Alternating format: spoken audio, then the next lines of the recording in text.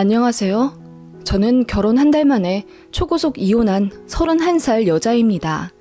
이혼 통보 당시엔 속이 시원하면서 내가 정말 잘한 결정일까 싶은 마음에 싱숭생숭하기도 했었지만 시간이 지날수록 그런 놈과 하루라도 빨리 헤어져서 발 뺀 게 다행이라고 생각 드네요. 제가 생각하기도 싫은 그놈과의 이야기를 굳이 쓰는 이유는 많은 미혼 여성분들이 남자를 조금 더 잘 알아본 후 결혼을 진행하길 바라는 마음이 들어서예요. 저도 3년이나 사귀었는데도 그 사람이 그런 인간인 줄 정말 몰랐었거든요. 무슨 일이 있었냐고요? 1년 전으로 시간을 거슬러 이야기를 해야겠네요. 저는 3년 사귄 남자와 서울, 그것도 강남 한복판 호화로운 예식장에서 결혼했습니다. 저와 남편 둘 다 전문직이지만 같은 직종은 아니고 제 연봉이 그 남자의 2배 정도 높습니다. 솔직히 말해 제가 자리 잡고 난 이후에는 제 연봉의 2~3배는 되는 남자들 선이나 소개팅이 많이 들어오긴 했죠. 그래도 그 남자와 계속 연애했던 건 제가 돈에만 가치를 두지 않아서였어요. 돈이야 제가 더 벌면 되는 거고 남자는 자상하고 선하며 책임감만 있으면 된다고 생각했습니다. 왜냐하면 돌아가신 친정아버지가 생전에 가정 폭언 및 폭행으로 저희 엄마를 너무 고생시키셨기 때문입니다. 사고로 한순간에 돌아가신 바람에 아버지 운영하시던 사업도 회계사와 변호사 도움받아 갑자기 정리하게 되었고 그렇게 남은 유산이 70억은 넘었지만 저는 아직도 큰 소리만 나면 흠칫 놀라는 가정폭력의 트라우마로 고생하고 있습니다. 아무튼 그렇게 엄마와 둘이 살면서 결혼 생각은 없었는데 우연히 소개받은 남자가 너무 괜찮은 겁니다.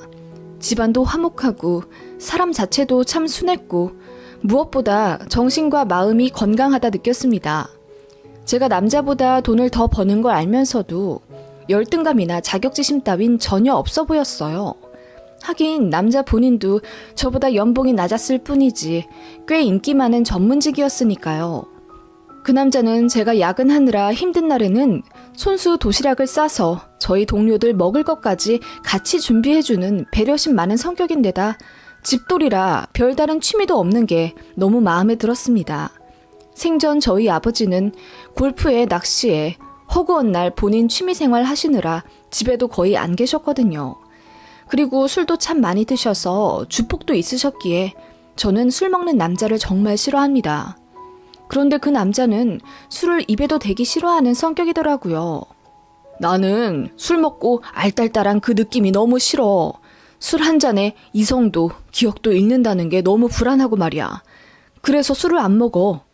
회식 때도 정말 최소한으로만 먹지 내가 내 지갑 열어 술 사 먹은 적은 단 한 번도 없어.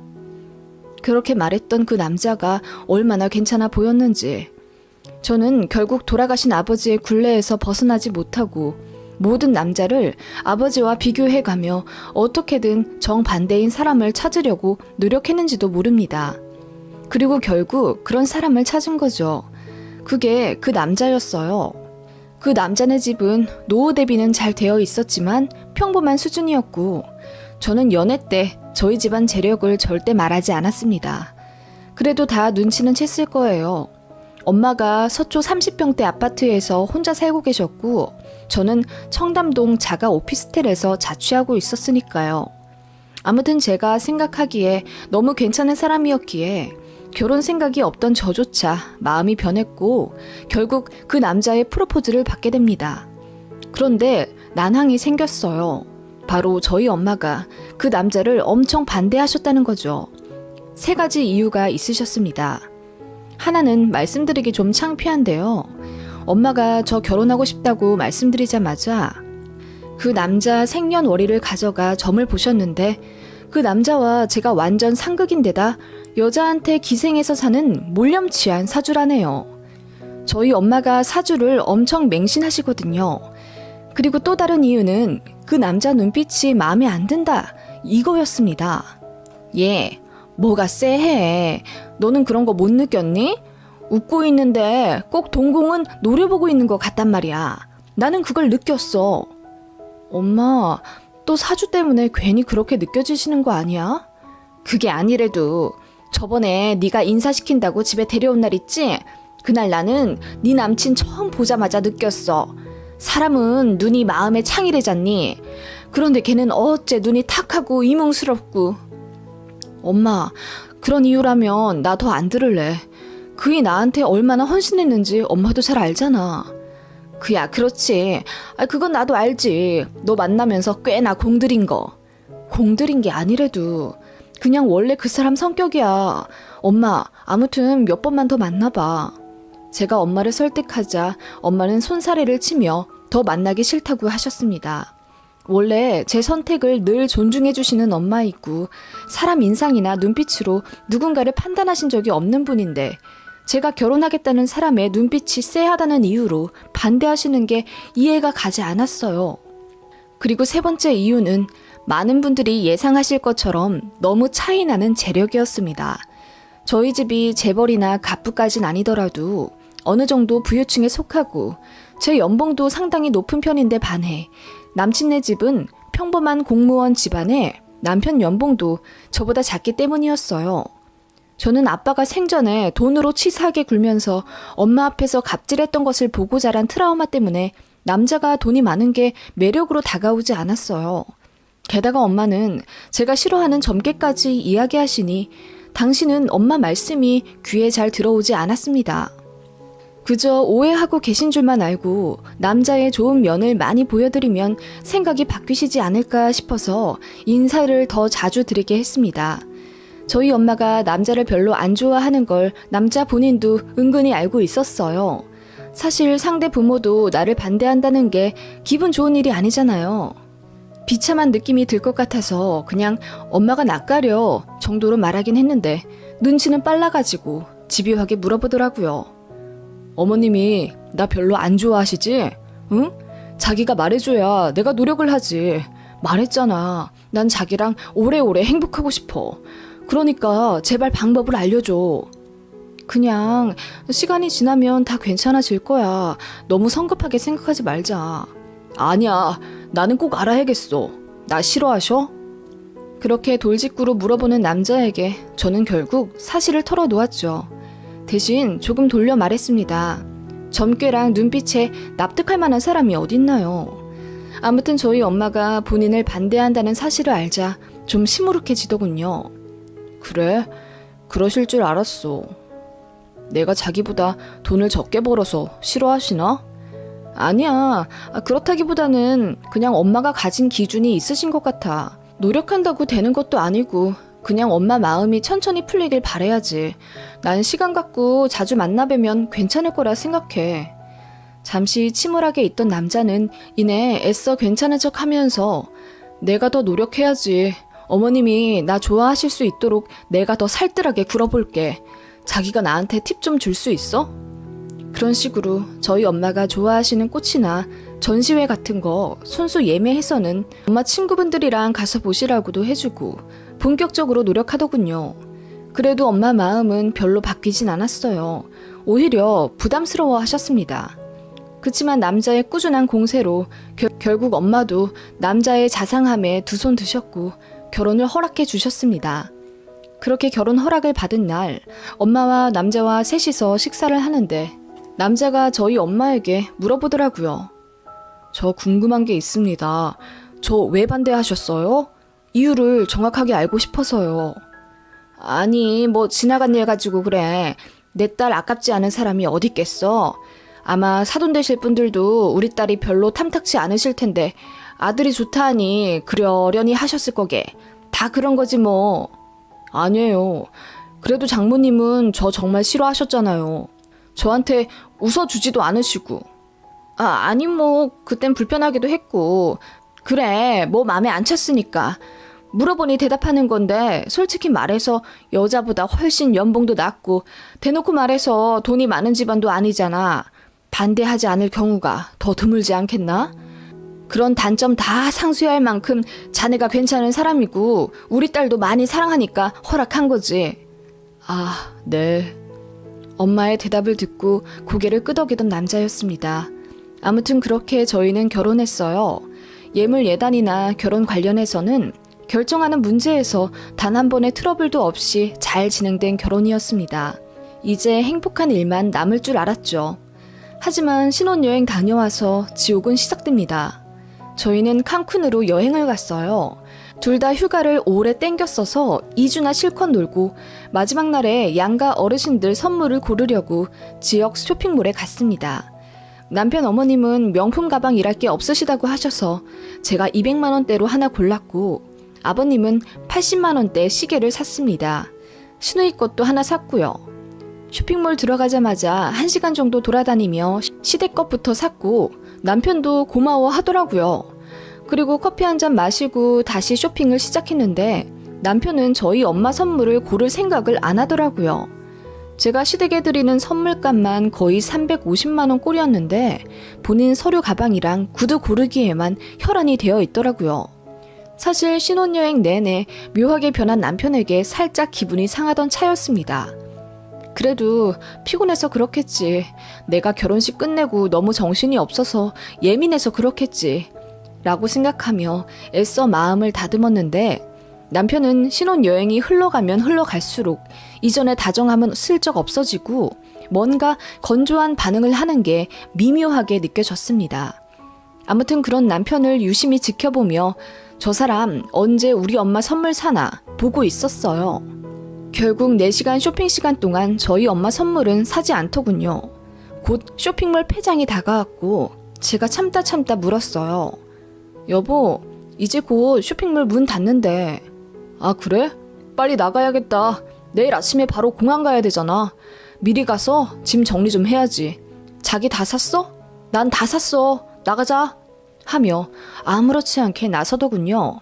제가 남편을 잡아 섰습니다. 여보, 그런데 우리 엄마 선물을 안 사? 어? 무슨 선물? 아니, 내가 어머님, 아버님이랑 아가씨 선물까지 사는 거 옆에서 다 보고 있었으면서 자기는 어떻게 우리 엄마 선물 하나 살 생각을 안 해? 아, 장모님? 장모님은 뭐 다 있으시잖아. 그리고 내가 사드리는 거 좋아하나 하시겠어? 나도 싫어하셨는데.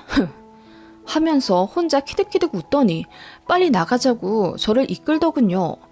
어이가 없어서 오는 길에 엄청 싸웠습니다. 그게 무슨 말이야? 지나간 일 가지고 왜 그렇게 비아냥대? 뭐가 지나간 일이라는 거야? 장모님이 결혼 전에 나 반대하신 거? 그래, 아니 상식적으로 이게 말이 되는 상황이야? 싫어할 것 같으니까 선물을 안 고르겠다고? 장모님 거 안 사. 사드렸다가 괜한 말 듣기도 싫고. 뭐라고? 말도 안 되는 소리였습니다. 저희 엄마는 혼전에 남편을 반대하시긴 했지만 앞에서 대놓고 싫다는 표시를 내거나 표정을 찌푸리신 적도 거의 없어요. 무뚝뚝하게 말을 안 하시기는 했지만 마음에 안 든다고 면전에서 뭐라 하신다거나 그러신 분은 절대로 아닙니다. 그런데 그렇게 막무가내로 저희 엄마를 폄하하는 게 너무 화가 났어요. 우리 엄마가 자기한테 뭐라고 한 적 있어? 갑자기 왜 이래? 나 너무 당황스럽다. 아니, 장모님 하면서 감사하다고 인사드릴 땐 언제고 결혼식장 나서자마자 갑자기 돌변하는 이유가 뭐야? 갑자기? 뭐가 갑자기인데? 나는 장모님이 나를 반대하신 거 엄청 상처야. 절대 안 잊혀져. 뭐라고? 그렇다고 해서 지금 이렇게 꽁에 있을 거야? 선물도 안 사고? 나 그럼 시댁 가족들이 이 선물들 다 그럼 환불하고 와도 돼? 제가 당장이라도 쇼핑몰에 되돌아가 모두 환불할 것처럼 액션을 취하자 당황해하면서 말리더군요. 그럴 필요까지 있어? 아니, 사실은 농담 반 진담 반이야. 장모님 선물을 왜 안 사? 입국하는 길에 면세점에서 사려고 했어. 면세에서 안 산다며? 현지에서 사는 게 훨씬 싸다고. 아니, 그건 다른 거고. 아무튼 장모님 거 당연히 사드릴 테니까 걱정하지 말고 이거 잘 챙겨. 그렇게 얼머무리는 남편한테 저는 너무 실망했어요. 남편은 면세점에서 저희 엄마 선물이라고 대충 아무데나 들어가서 5초 만에 하나 고르더라고요. 금액이 아니라 성의가 하나도 없어 보였습니다. 저는 그 꼴 보니 진짜 착잡했고 싸울 의지도 안 생기더라고요. 솔직히 말해서 패닉이라고 해야 하나? 사람이 저렇게 갑자기 바뀐 것에 너무 충격이었고 온몸이 덜덜 떨리더라고요. 그렇게 결혼식이 끝나기가 무섭게 저희 엄마 일에 관해서는 180도 달라진 모습을 보이며 되바라진 사위처럼 굴기 시작한 거예요. 신혼여행에서 돌아오면서 당연히 싸웠습니다. 너무 황당했고 인터넷에서나 봤던 반전 쓰레기남이 내 남편일 줄은 몰랐는데 일이 이렇게 되니 정신이 멍했어요. 그렇게 신혼집에 돌아왔고 예정대로라면 지방에 계신 시댁 인사 가서 하루 자고 저희 엄마 보러 가는 건데 제가 시댁 안 가겠다고 했습니다. 이런 상태로 시댁 가서 며느리 노릇하며 하하호호 할 자신이 없었어요. 그랬더니 남편이 뭔가 심각성을 느꼈는지 갑자기 미안하다고 하면서 울더라고요. 그게 말이야, 나도 안 그러려고 했는데 장모님이 나한테 냉하게 구신 게 자꾸 마음에 남더라고. 근데 신혼여행 다녀오면서 다시 마음 잡았어. 그런 생각 안 할게. 내가 미안해.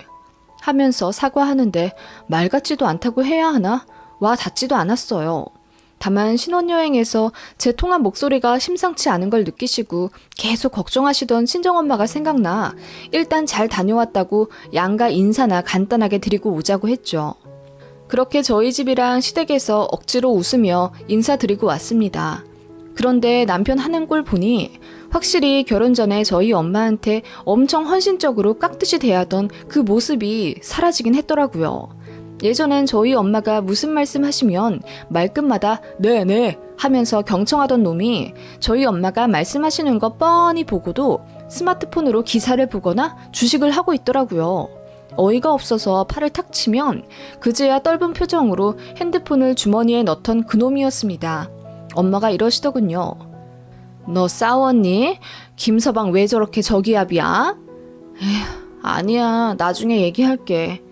얘, 엄마한텐 비밀 없는 거야 너. 무슨 일 있으면 바로 말해. 알겠어? 엄마는 늘 네 편이니까. 그렇게 알듯 말듯 엄마는 의미심장한 말씀을 하셨고 사위에게는 그냥 아무렇지 않은 척 웃으시더라고요. 그래도 엄마는 사위가 든든하다며 가족으로 생각하고 좋아하셨는데 마음이 아팠습니다. 그렇게 일상으로 돌아와 저와 남편 둘 다 다시 일하게 되었는데 솔직히 말해서 심란해서 일이 손에 안 잡히더군요. 감정이 너무 상했으니까요. 혼자 있으면 눈물도 나고 그렇더군요. 신혼여행 다녀와서 또 2주 정도 눈만 마주치면 싸웠고 각자 회사에 있을 때도 카톡이며 전화로 시비를 가리며 다퉜습니다. 그러다가 엄마가 저희 주실 것 있다고 친정집 좀 오라고 호출하셔서 남편에게 말했습니다. 그랬더니 인상을 팍 구기며 바빠 죽겠는데 왜 오시래? 앞으로도 이렇게 자주 부르실 거래? 그럼 피곤한데. 뭐라고? 그전엔 신혼집이랑 차로 20분도 안 걸린다면서 장모님 자주 뵐 수 있어서 좋다고 하더니 결혼하고 나선 어떻게 말이 그렇게 바뀌어? 그땐 그때고 저번에 뵌 지 2주 겨우 지났잖아. 그런데 장모님을 또 뵈어야 한다고? 어떤 사위가 처가 이렇게 자주 들락날락거리냐? 뭐라고? 당신 왜 이래 정말? 아니 나한테 화난 게 있으면 있다고 얘기를 해. 왜 애꿎은 우리 엄마 가지고 이러는데? 내가 자기한테 무슨 불만이 있겠어. 나는 그냥 너무 자주 처가 가는 것 같으니까 말하는 거지. 당신이 생각해도 지금 당신 모습 꽤나 어이없다는 거 알지? 그리고 결혼 전에는 꼬박꼬박 처댁 이러더니 시 끝나니까 바로 처가라고 말 바뀌네? 내가 당신 앞에서 시댁 안 그러고 처가 그러면 좋겠냐? 시가라는 말이 어디 있어. 당연히 시댁이지. 아 알겠어. 간다고 가. 그렇게 투닥거리다가 결국 친정집에 왔어요. 엄마가 상다리가 휘어지도록 음식을 차려놓고 저희를 기다리고 계시더군요. 엄마 보자마자 솔직히 눈물이 왈칵 쏟아질 것 같았어요. 어떻게든 참으려고 손 씻는단 핑계로 화장실에서 10분을 물 틀어놓고 진정한 후 밖에 나왔습니다. 남편이 묻더라고요. 장모님, 저희 주신다고 했던 게 뭐예요? 백화점에 갔는데 가디건 예쁜 게 나왔지 뭐니. 너희 근무할 때 입으면 좋을 것 같아서 커플로 2개 샀다. 네? 가디건이요? 남편이 어이가 없다는 듯 픽 웃더라고요. 그러더니 사위까지 부르시길래 저는 무슨 금팔찌라도 주시는 줄 알았어요. 하면서 농담이라고 웃는데 진짜 한 대 치고 싶었습니다. 엄마는 당황하셨지만 억지로 웃으셨고요. 아무렇지 않은 척 제 앞에 앉아 친정엄마한테 이런저런 얘기하면서 애써 화제 전환을 했습니다. 남편은 고개를 팍 숙이고 밥만 먹고 있더라고요. 이상하게 느낀 친정엄마가 남편에게 물으셨죠. 김서방, 우리 딸이랑 싸우기라도 했어? 표정이 내내 안 좋네. 아니요. 딱 끊어 단답하고 또 다시 고개를 쳐박고 밥만 먹는 그놈. 아니 남편을 보고 친정엄마가 놀라서 저와 남편을 번갈아 보셨습니다. 제가 식탁 밑으로 남편 발을 툭 쳤죠. 그랬더니 남편이 갑자기 숟가락을 탁 내려놓더니 화를 참는 것처럼 얼굴을 일그러뜨리는 거예요. 그러더니 아니, 장모님 갈비가 너무 짜서 그래. 이건 뭐 돼지고기를 바다에 담궜다가 건지신 거야? 아님 돈 주고 사신 건가? 장모님, 어디서 사셨는지는 몰라도 잘 알아보고 구입하세요. 사위한텐 이건 아니죠. 이러는 거예요. 저희 엄마 놀라서 입 벌린 채 멍하니 있으셨고 저는 남편에게 소리쳤습니다. 뭐라고? 당신 지금 뭐라 그랬어? 뭐? 장모님 음식은 맛없어도 꾹 참고 먹어야 되냐? 사위가 말도 한마디 못해? 이러는데 정말 얘 나 몰래 술이라도 먹었나 의심이 들 정도로 제정신 아닌 것처럼 보이더라고요. 너 나와. 제가 한마디 하고 남편에게 나오라고 했습니다. 그런데 남편 놈이 제 말을 들었음에도 불구하고 그 자리에 묵묵히 앉아 밥을 처먹고 있더라고요. 뒤통수를 때려버리고 싶었는데 그 순간에도 저 미친 인간 괜히 건드렸다가 친정엄마까지 화를 입을 것 같아서 애써 참았습니다. 친정엄마가 마침내 언성을 높이셨어요. 김서방, 뭐 때문에 이러는지 모르겠는데 싸웠으면 둘이 알아서 풀 것이지. 어른인 나한테까지 틱틱댈 일인가? 그 말에 남편도 발끈해서 바로 이지랄 하더라고요. 장모님, 백년 손님이라는 사위에게 왜 이러십니까? 제가 기분이 나쁠 수도 있는 거지. 그거 숨기고 헤헤호호 하면 그게 더 가식 아닙니까? 너무 눈치 주십니다. 제가 돈이 없어서 그러십니까? 남편의 필터링 없는 되먹지 못한 말에 저와 엄마가 입을 틀어막으며 경악했어요. 남편이 그 말하고 쓱 일어나 먼저 집에 가겠다고 하더라고요. 제가 사과하고 가라고 소매를 잡았더니 귀찮다는 듯이 탁 쳐내리는데 저도 그만 눈물이 왈칵 쏟아져 내렸습니다. 그렇게 남편이 나가고 저는 엄마 앞에서 엉엉 울었어요. 그리고 그동안 있었던 일을 다 말했습니다. 그랬더니 엄마가 착잡한 얼굴로 저를 위로해 주시다가 또 잘 좀 알아보고 결혼하지 그랬냐면서 타박하시기도 하고 그렇게 복잡한 심경을 내비치셨어요. 밤 늦게까지 집에 안 들어가고 얘기를 했는데요.